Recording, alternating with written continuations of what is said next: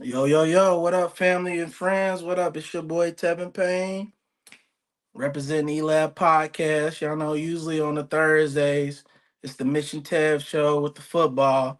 It's holiday season, y'all. Christmas Eve. I know a lot of y'all probably getting y'all presents wrapped up for the young ones. My man Mitch, he's out of town. He's enjoying himself right now with the fam. So it's just a dolo episode today, y'all. But ain't no problem. You know, we still gonna have fun. It's just gonna be shorter episode, quicker takes. So, hey man, let's go ahead and get into it. So DK Metcalf, y'all. Whew, man, DK. I don't know if y'all seen it. Sunday, DK Metcalf. They played the Lions. Pittsburgh Steelers played the Lions. They was in Detroit. Apparently, there's a fan. He's got some back and forth history with DK. DK doesn't like him very much. I don't know what he's done. I think he calls DK by his government, which is like Decalius or something. I don't know. I didn't care to learn that man's name just because that ain't my business. I don't call him by his government. I know I call some people by theirs, but DK, I ain't got no smoke with him. So I've never called him by his government. And yeah, man, he was chirping at him during the game, so DK ran up on him. It looked like he stole him, but he really didn't. You know, it looked like he threw the punch. It was more of like a swipe, but it was very aggressive. Pretty much the league suspended him for 2 games. Now he did appeal the suspension, but it was upheld. Basically, I want to say 2K, 2K, my bad. DK, I think he's gonna lose like 500,000 this year. He's got $45 million worth signing bonuses for the next, or I'm sorry, money guaranteed for the next 2 seasons. Those are voided. I don't know how that works. Like, I don't know if that means the money is completely gone because I haven't looked too deep into it, and I don't know if he's got a way to get it back. But that's pretty ugly, and a lot of people they're going back and forth. DK claims that he called his mom a C word and called him the N word, y'all. Now, all the footage that has came out, I've seen little clips, doesn't look like he said those things. And you can't really hear any of that in the audio. What you do hear is that's what we were looking for. We got him basically. So it sounds like the fan definitely had a goal to bait him to get him into some mix. So I personally think, you know, I don't know if they can ban the fan, but if he's like going out of his way to harass these athletes, there should be some type of penalty because again, as an athlete, you gotta expect some crazy stuff. You know, if it's within the game, sure, but if they've complained about this person before, and again, now whether the league looks at it serious or security looks at it serious, that determines what the punishment should be, right, y'all? But I'm saying that if they find what he's done in the past serious, there should be some penalties because clearly he's going out of his way to go after DK. With all that being said, DK, you got to be smarter, bro. Like you got a lot of money on the line. That's generational wealth. You, I'm pretty sure last time I checked, he was engaged or he had a girl. I don't know if he has children, but I'm assuming that you probably gonna want to build a family. This is money, regardless if you good right now. That's extra money that you can put towards your family. No need to lose that over some idiot in the stands who's going out of his way to be a live troll, y'all. So unfortunately, yeah, DK. I mean, the crime fits the punishment here, but hopefully this is a lesson for a lot of athletes, for DK himself, so we don't see this is just a dumb topic, honestly. Like I shouldn't even be talking about this, but unfortunately, it's one of the biggest things going on in sports, and we really got to talk, especially to the youth, because the youth, they're the ones that follow these athletes a lot and really lock into what these athletes are saying. So and doing. So we don't want them to see this and think that's okay. Like we gotta eliminate silly stuff like this, because ultimately, if they go too far and people see it, not only will the fans say something, but security will say something, even if it's not their game, and people will get removed. So moving on from that, y'all, let's talk some actual football, like some positive stuff that actually happened on the field and not the sideline. So also we had a Monday night game. We had the 49ers at the Indianapolis Colts. Started off looking like a great game, y'all. It was looking really good. Like I thought it was going to be a shootout. It was not. The 49ers, they definitely locked that up. And it ended up being, what was the final score, y'all? I want to say, man, it got ugly.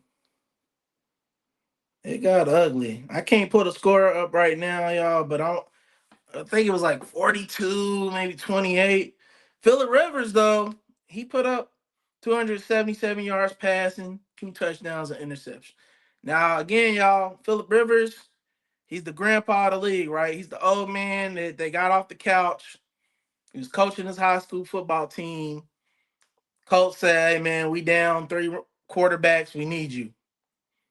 Like, please come show up." He did, and I mean, I gotta say, Philip Rivers, he still got a great arm for the NFL, and he's out there. He's making things shake. I mean, they have Riley Leonard back this week, yo, and they still started Phillip Rivers. They did end up giving Raleigh a little time at the end because the game was over, and obviously they don't want to have their fourth quarterback hurt this year. But ultimately, from what I've seen in these past 2 games, comparing it to what Raleigh has done, he's the better quarterback still, and it's very unfortunate a little bit. Y'all, I'm a Texans fan.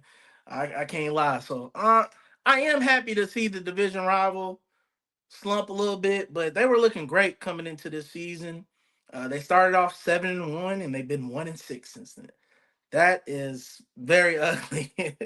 It's very sad, y'all. But again, that's the NFL. You got to adjust. They do have 2 games. They're not out of it mathematically yet. They play the Jags this week, which we want them to win that game because we expect to beat the Chargers this week, which is going to lock up a playoff spot for us and keep us in contention for the division title and hopefully keep us in contention for a number 1 seed. But that's a far stretch. I ain't too greedy. It's Christmas. If I had a wish list, just let us make the playoffs and I'm good. We'll figure it out from there. But of course, I'd love to win the division. Division title would be great, especially the way we started, Texans 0-3. But as far as the Colts, again, they win this week. They'll play us next week, and depending on whether we win or lose, we have to lose this week in order for them to stay in the contention. But let's say if we lost this week, we would be playing for the final playoff spot, or at least one of the final playoff spots, because I don't know what's going to get locked up this week. So yeah, man, Colts, y'all still got a chance. Philip does look good. Um, I don't think Anthony Richardson is gonna really change anything. So it's in Philip y'all trust, basically at this point. Y'all gotta hope that man stays in, locked in, and gets y'all to playoff spots. For my sake, nah, I don't need y'all to get that. So we're gonna move on to the next topic, y'all. But we're gonna stay on the same game. 49ers. Question of the day, or one of the questions of the day. Are the 49ers the best team in the NFC West? I say yes. I really believe the 49ers are the best team in the NFC West, yo. And a lot of people going to disagree with me on that. I'm probably going to make some of my panel mates, they're going to let me hear this after. But I'm telling y'all, 49ers started off the season one of the favorites to be in the playoffs and possibly win their division anyway. Their division is tough at that. I mean, honestly, the Cardinals are the weakest team in the division. And if they honestly had a consistency at quarterback, they probably would be more in the conversation. Shout out Jacoby Brissett. He makes great decisions, but he got more implemented in when the season was pretty much a loss, and they've lost a lot of close games. So they've been in the thick of it as far as making games competitive, but as far as the playoffs, they've been out. With the 49ers, you got also have Seahawks and you have the Rams. Now, right now, the Seahawks are the number one seed in the NFC. The Rams were last week until they lost to the Seahawks. And on paper, yes, schedule wise, yes, these teams are better than the 49ers. But you got to look past paper. You got to look in between the line. 49ers, Brock Purdy, he's been hurt most of the year. He's healthy now. He's been cooking, yo. I mean, he's been snapping. He went crazy last game, this past Monday. They got arguably, you could argue, the best running back in the league in Christian McCaffrey, who's on pace right now to have 1,000 yards receiving and 1,000 yards rushing once again in his career. Only man to do that twice for certain. I can't think of any other players in the moment that have done it before outside of him, but he would definitely be the only player to ever do it twice. So I'm loving Jawan Jennings at wide receiver. I mean, honestly, they haven't had their best wide receiver all year, and Brandon Ayuk, and it hasn't mattered. Honestly, I think that's why they're like, hey, bro, like if you want to lose out on millions of dollars, go for it. We'll void your contract. We'll let you go because we're cooking without you. And mind y'all, they've had a lot of injuries. Fred Warner, one of the best linebackers in the game, you could argue in the history of the NFL, is out right now, and they just find a way. It's the next man up. Kyle Shanahan, he really got to be studied, man. He's definitely the best coach who hasn't won a Super Bowl, and it's like he's historically good, y'all. It's very it's very sad if you're a 49er fan. Probably not that sad if you hate the Niners that he's never won a Super Bowl because he's been to multiple ones. He just got a bad history. Even when he was the OC in Atlanta, which we don't have to talk too much about the 3-28 game, but he just has a history of just not getting over the hump, completing that final mission when it comes to Super Bowl. So I would love to see Shanahan make something shake in his playoffs and show that the 49ers are the best team in the NFC West. Because again, I think they're more battle ready because historically, with their coach, the players that have been on this team, they've been in the playoffs the past few years. They've made the Super Bowl multiple times in the 2020s. So I just think, man, I think we're gonna see more from them in the playoffs as far as representing the NFC West than the other two teams. So that being said, I got my next topic. Let's see, Pro Bowl, y'all. Man, listen here. So the Pro Bowl, if y'all don't know, that's the NFL All Star Game. Used to be played in my not Miami. They switched to Miami. But used to be played in Hawaii, and you'd have a nice All Star roster. People would go. They would actually play tackle football, and it was lit. I mean, one of the most memorable plays, especially from our generation, was R.I.P. Sean Taylor when he laid out the punter. I mean, we thought that punter was deceased. He hit him so hard. Like those were classic moments that we miss in the Pro Bowl. Now it's just called the Pro Bowl games. They play little skill games, hitting the target with the football. Basically, if y'all ever played Madden or college football, the video game, it's pretty much they're doing the training sessions you gotta do to power up your player. So it's not much of a game. They do have a game. It's a flag football game. So the question is, does the Pro Bowl still matter? To me, absolutely not. It's boring now. Like I don't care to watch it because it's a skill contest. I think kids probably will get more enjoyment out of it. And if you make it more kids oriented, especially with the way technology is, you can make it more engaging via the apps or the TV provider where you can use the remote to do different, activities. If they do stuff like that with the kids, sure, that'll be fun for them. But for a grown man and adult 30-year-old man, no, I'm cool. Like I want to see real football. And if y'all not gonna give that to me, that's fine. And it's why I don't count the Pro Bowl anymore. Like, I can respect some of those old school Pro Bowl nominations because, you really got to go. It was a fan vote, mind you, but you got to go showcase your skills. Now it's just a skill contest. It's not an actual game that has any meaning. So I think if they can bring back the old school game, and maybe honestly, for real, if you're not gonna pick the best of the best, at least pick the second, third, fourth best of the best guys that are willing to go out there and play for something. Like, we got the MLB All Star Game. I know they've been trying to fix up the NBA All Star Game, but with the MLB All Star Game, if whichever team wins, um, not AFC, but AL, NL, that team gets home advantage in the World Series. I think if you get some guys that aren't the top notch guys, but middle of the pack, and you put money on the line, we'll get a great game out of it because money talks.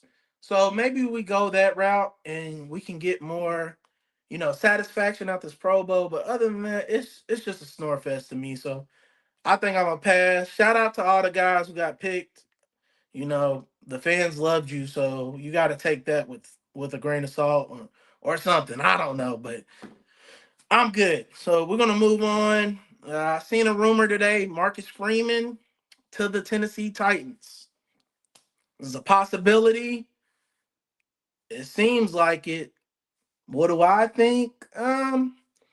Marcus Freeman. I mean, he's more of a defensive guy. I think they need an offensive guy to really go in there, lock in with Cam, and build the future. He's a young guy though. He's at Notre Dame. With Notre Dame, I don't see him not winning a championship in the next 2 years and still being there because I feel like that fan base is getting very antsy. I don't think there's much more he can do there if they don't move to a conference. Again, with Notre Dame being independent, it does make it very difficult for them to really move into a higher seed in the playoffs. Now, they do have the rankings to where it doesn't matter, if you won your. I want to say, yeah, yeah, you don't have to win the conference anymore to move up on the rankings. But with the way Notre Dame's schedule is, they got those classic rivalries. It's just really they would have to probably schedule like all SEC teams or do something crazy where they damn near just play nothing but the top notch, top ranked 25 teams. And even then, if they're ranked in the preseason, that doesn't mean they'll stay there. But they would have to make their schedule more difficult to really make a stand and be ranked in the rankings very high. Because mind y'all, they didn't even make the playoffs this year. So they got to do that first. And then it's trying to move up and position yourself well. So if they don't join a conference soon, I don't know how much longer he's going to be there. And when I say soon, this year or next year, they need to at least have a plan to join somewhere by the end of this offseason. So we're going to see what happens with that. Don't be shocked, y'all, if he does go to the Titans, because that is what you would call a quote unquote uh hot move right now. But I'm cool on that. I think you need to find more of an offensive oriented coach. Right now, we got the playoffs, y'all. Let me pull up the standings because it's definitely got pretty crazy. Let's see. So we got in the AFC teams that can still make the playoffs because Denver, New England, Jacksonville, Chargers, and Buffalo, they're all locked. They have 11 or more wins. You got Pittsburgh, Houston, Indianapolis, and Baltimore. Baltimore would have to probably win out, finishing 9-8. and they would need Pittsburgh to lose their next two, and I think they would get the tiebreaker for the division. That's the only reason why they're still in this conversation, because we already have 10 wins. So whoever gets the seventh spot would have to have at least 10 wins. So Baltimore has to win their division. Colts, they have to win out. We have to win at least one of our next two, and we play the Chargers this week, who again they have locked the playoff spot. I'm pretty sure they're going to keep fighting though, because the number one seed right now is Denver. That's 12-3. You're not that far away from a number one seed, so all the teams that are in the playoffs already are going to continue to fight. So I don't think we're going to see a surprise team in the AFC. It's pretty much locked up. Pittsburgh plays the Browns, and then they play the Ravens to end the regular season. So unless Pittsburgh loses to the Browns this week, which is possible because Pittsburgh do be shaky, and maybe Shador goes insane this game. You got Miles Garrett is half a sack away from tying the record, one sack away from breaking it. So I'm pretty sure he's going to be locked in this week because he's definitely trying to break that record. So it's a possibility that we'll have a fight for the North. But I'm going to just go ahead and tell y'all, expect Pittsburgh to be in the playoffs. Expect Houston to be at least the seventh seed. And Indiana, Ravens has been real. Y'all going to have to try again next year. Okay. Anthony's in the comments. What up, Anthony? Shout out Anthony. He stays supporting us. He says Broncos is gonna lose to the Chargers. Maybe. I don't care if they do. Like I said, everybody that's ahead of us, I want them to lose. Except Pittsburgh doesn't matter because we have more wins than them, and I mean we would have to lose in order for them to get ahead of us. But pretty much, I expect us to win our next two games, Houston and Pittsburgh. Doesn't matter if everybody else three and above, which is Jacksonville, New England, Denver, if they lose their games, might get that number one seed, Joe. Might be, might be. We need Buffalo and the Chargers to lose as well. So we'll see. Let's go to the NFC, y'all. Seattle, Chicago, Philly has locked the division. 49ers are locked at 11-4. Rams are locked at 11-4. You got Green Bay, Detroit, Carolina. And the Bucks are still in contention because I got the Bucks winning this week. They play Miami. I got Carolina losing to Seattle this week. But that game is at home.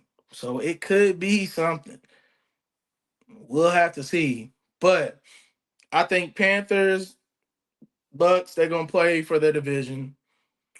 Now, here's the tricky one. We got Green Bay, Detroit, right? So Green Bay, they play the Ravens. They both going into that game beat up. They can go either way. Then Green Bay plays the Vikings. Vikings are 7-8. They're out of playoffs, but I'm pretty sure the Vikings would love to keep the Packers out. So that's going to be a game right there, y'all. Now Detroit, on the other hand, they got Vikings this week. No JJ McCarthy. They got Bears next week. Both on the road. I don't know, man. I like the swagger of the Lions, and I feel like they just not going out like that. So my surprise playoff team to end the season is gonna be Detroit. I got Detroit winning their next two games. I got Green Bay at least losing to the Ravens this week. I'm gonna just call that. And that's gonna keep Green Bay out. Packer fans ain't gonna like to hear that from me. And I'm not sorry. I don't like y'all from my Dallas days. I ain't never gonna like y'all from the Dallas days. So I don't care. But it does suck that my boy Michael Parsons always got love for Michael Parsons, even if he's with the weak green and yellow. He's out, and I think if he was playing, they'd be a lot. But we'll see. Maybe they make something shake. I know Jordan Love's in concussion protocol. He's probably gonna try to rush that, but yeah, I don't see him playing this week, so I see them getting the L this week, and we're gonna have a surprise team in the Detroit Lions making the playoffs. Let me check and see. My bad, y'all. What we got? Texans been on the road, scariest team in the AFC right now. Hey, Anthony, let them know. That's not no joke. It's not no joke. Now I ain't gonna lie, being on that streak sometimes it do get scary as a fan because you like, we hot. I mean, we're the hottest team in the NFL. 7 straight games won. That means when you're at this point of the year, you either want to take a L now and get it out your system, or you just gotta stay hot. Because if we win our next 2 games, you can't take a L after that, or else you're done. You're going home. So yeah, man. If it's up to me, we went out the rest of the season and get us a Super Bowl chip. But you know, worst case scenario, if we were to lose, I'd rather lose this week than any other week because at least if we lose this week, it's out of our system. We play the Colts to lock it up. I want to say, is that at the crib? No, I think it's at the Colts. No, yeah, it's at the crib. So that would be lovely. Our fan base pretty lit at the game. So moving on to the next topic. We're gonna do our Christmas games, y'all. I'm gonna probably just tell y'all who I got and give y'all a quick reason. We got Dallas versus Washington. I'm gonna go with Dallas. Reason they've already busted Washington. Yes, it's at Washington, but Washington has hella injuries. Now, neither team has anything. They don't have nothing to play for but pride. And I just feel like Dallas, I mean, you gotta keep your fans locked in. So go ahead, get up real quick, 3 scores, keep them out of contention, win that game. It's the first game of tomorrow, y'all. So Dallas wins versus Washington. Detroit versus Minnesota. I told y'all I got my surprise playoff team as Detroit. I got Detroit winning. Minnesota's down a quarterback. Detroit's definitely pissed because the Zebras got them last week, y'all. And they definitely deserve to win that game. So I think they're going to come out swinging. I'm not gonna say it's a blowout, but I think they keep control the whole game and lock in the dub. In the game, in the night, we got Denver versus Kansas City. Listen, man. Ugh. I got Denver, but it's at KC. Denver should win this game. Kansas City is on their third quarterback, y'all. But here's the thing: it's at Kansas City. It's at night. That's one of the worst stadiums you can play in this league. So I would say that even with all the odds stacked against the Chiefs, it's going to be a close game. Definitely give Kansas City the points. Give Kansas City the points at home at night, just because, man, Denver last week was their week to really show us who they were, and they got manhandled by the Jags. So I don't have faith. Like the Chiefs, they are missing pieces, but they still got the bulk of their defense. You still got one of the best offensive minds calling the game. They don't have to put up a lot of points. They got a solid defense. They just got to keep it close. So I'm gonna give it to Denver, but by one possession. And just remember what I said, y'all. Don't be shocked if Kansas City wins this game. That's gonna be crazy though. That's gonna mess up a lot of stuff as far as a player. So that's all we got for Christmas. I'm gonna end this with a few thoughts on college football, y'all. We started today with NFL. We're gonna end with college football. Brom to Michigan. Is Jeff Brom going to Michigan? For them cards' sake, they better hope not. Um, but honestly, man, Michigan, that's a elite job, y'all. It's very hard to tell the Big Blue House no. So, and I've already heard that while in Boca Raton and the Bean Bowl, I ain't even gonna get started on the Bean Bowl, y'all. That's insane. But in the Bean Bowl, they did say Michigan flew down there to talk to Brown. So Listen, man, if Louisville had more stuff locked in on the football side, I'd say he wasn't leaving, but I don't know, man. I think we're gonna find the coach from Michigan in the next. It's gonna probably be before for the new year, and don't be shocked, y'all, if Jeff Brom goes to Michigan. I'm saying 60-40%, 60% that he goes to Michigan. 40% he stays in Louisville right now, y'all, because that's a big job. That's a big job. Uh, okay. Had some comments talking about Seahawks, NFL. We're gonna stay on college though, y'all. We're gonna stay on college. So next topic, are the kids staying for the NIL right now? Yes. If y'all look historically right now, kids are staying in college a lot more than what they used to as far as the kids that play sports. Because NIL is big time. It's paying big dollars. So you had a lot of guys that were supposed to be the top quarterbacks for the draft this year, projected first rounds. They didn't do as well as they would have liked or expected to this season. They're coming back. Lenore Sellers is one of them. Uh, Archie Manning's another one. He could have left because he's a sophomore red shirt, and that's 3 years. You got to give 3 years to college before you can be eligible for the draft. So if you red shirt your freshman year, that counts as 1 year. But I think next year we're going to have a great quarterback class because we'll have a lot of quarterbacks coming out this year. I think the guys that are maybe not as big name but ready should leave this year because this is probably the year they'll get drafted. Next year, it's going to be a big class. You won't get drafted. But in general, whether it's basketball, football, I think a lot of kids are staying to get this money. I was watching basketball the other day. It was Bellarmine.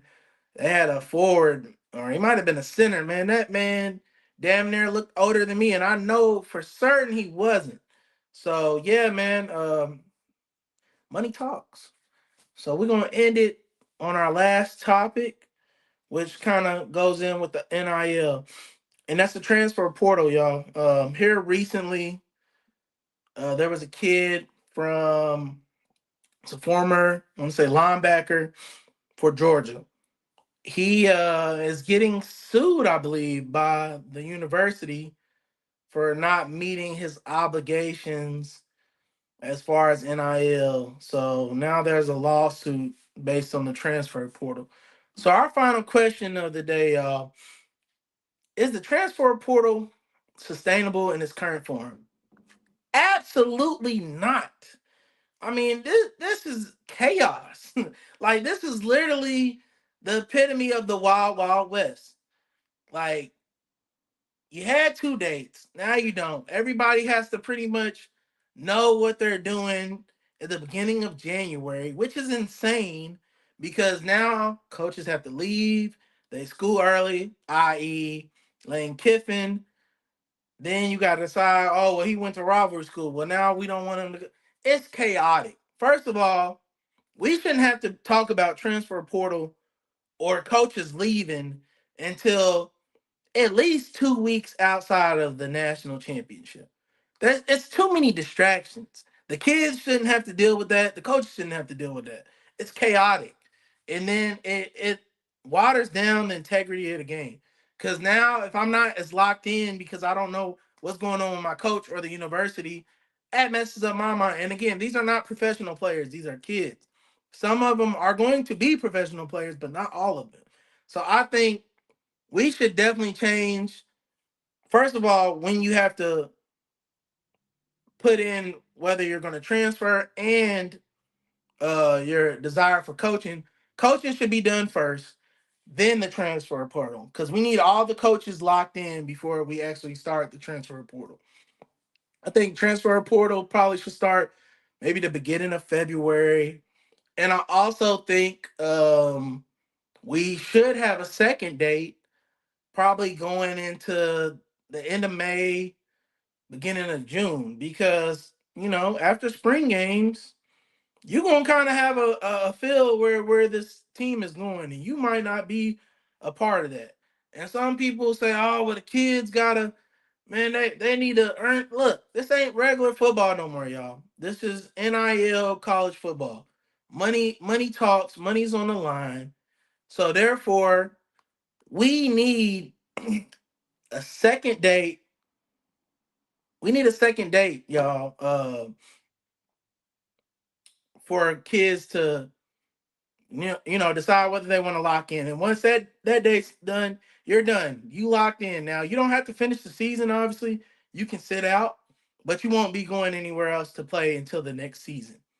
But we got to figure something out because the transfer portal, it's ugly, man. It's very sad and very chaotic. We got kids having to sue now. Like, what are we doing, y'all? This stuff is crazy. But that being said, y'all, I appreciate everybody that came out, checked out the pod. Again, it was a dolo episode with Tev. I'm gonna say shout out to all my bros on the panel. Elab, we doing big things right now. We got a lot of stuff coming up. Not too many announcements today, but just know before the end of the year, we're gonna tell y'all a lot of things that we got going on. I wish everybody a Merry Christmas. We will be back on. I want to say Sunday, but don't quote me on that. I don't know. It's just a holiday weekend. But don't be shocked if y'all see us again on Sunday, because we're gonna have a lot to talk about. We got a lot of Christmas games with NBA, NFL. We're gonna have some recaps to do. So once again, it's your boy Tev Takes, aka Tevin Payne, T Pain. Appreciate y'all coming out, signing out. Thanks.